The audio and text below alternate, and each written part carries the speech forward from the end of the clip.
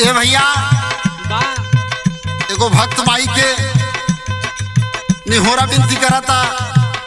आ कहता कैसे अपना तो बैठू मैया सोने के यसनवा हो छोहरिया अपना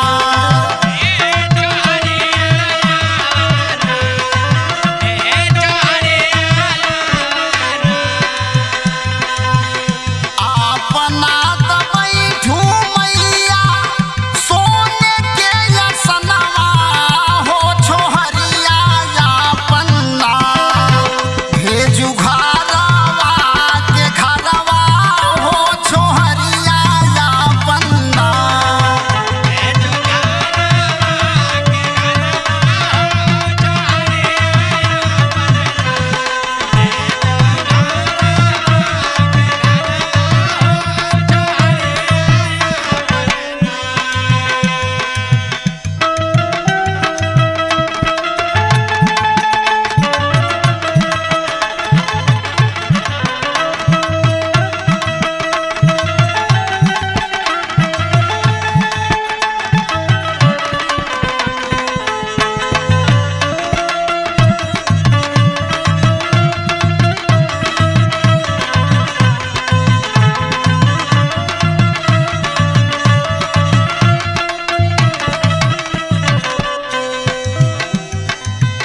के करे घरा हो छोहरी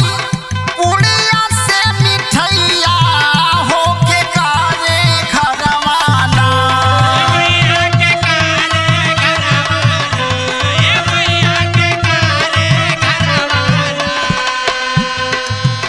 के करे घरा हो छोहरी पुड़िया से मिठैया हो के करे घरवाना बाटी सुखाली भौरिया हो के करे घरवाना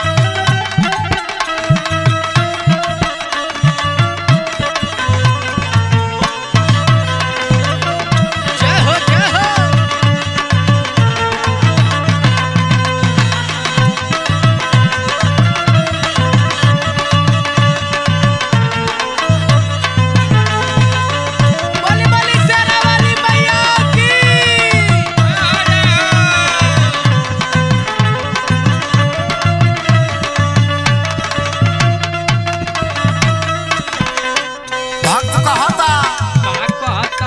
सुनी भैया धानी का घरा हो मैया पुड़िया से मिठैया हो गरीबवा घरवाना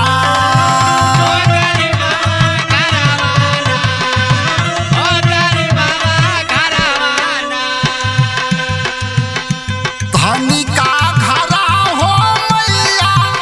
पुड़िया से मिठैया हो गरीबवा घरवाना हे मैया गरीबवा घरवाना बाटी सुखाली भौरिया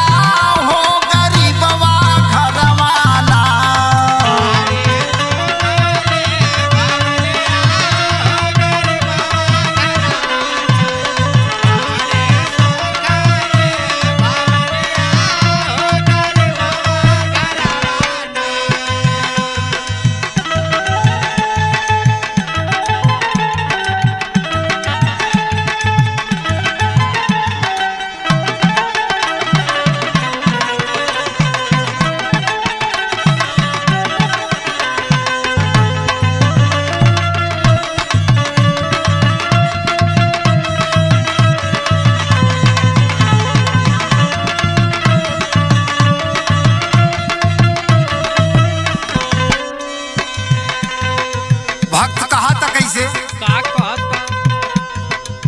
माई पूछे तारी तो भक्त बतावता बाबा के करे घरा हो छोहरी तिया ना से बतिया हो के करे घरवाना मैया के करे घरवाना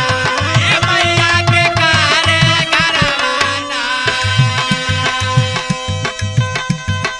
माई पूछे तारी और भक्त बतावता बाबा कहा था कैसे कैसे के करे घरा हो छोहरी तिया ना से बतिया हो के करे घरवाना हो के करे घरवाना बाटे संग सके आंधियरिया हो के करे घरवाना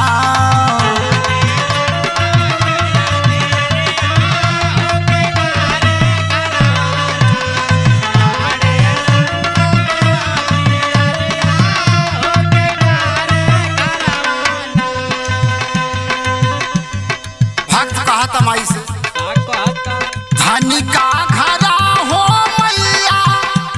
दिया ना से बतिया हो गरीबवा घरवाना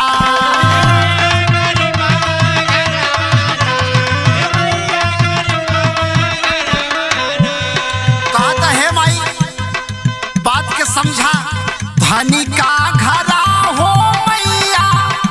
दिया ना से बतिया हो गरीबवा घरवाना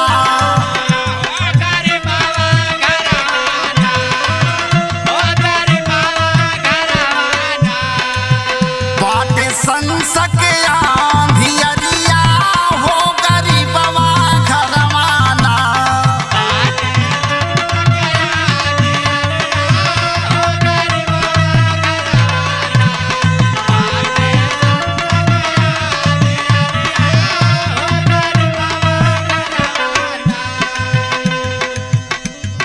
लास्ट लाइन में माई पूछा तारी अपना भक्त से और कहा तारी कैसे कैसे के करे घरा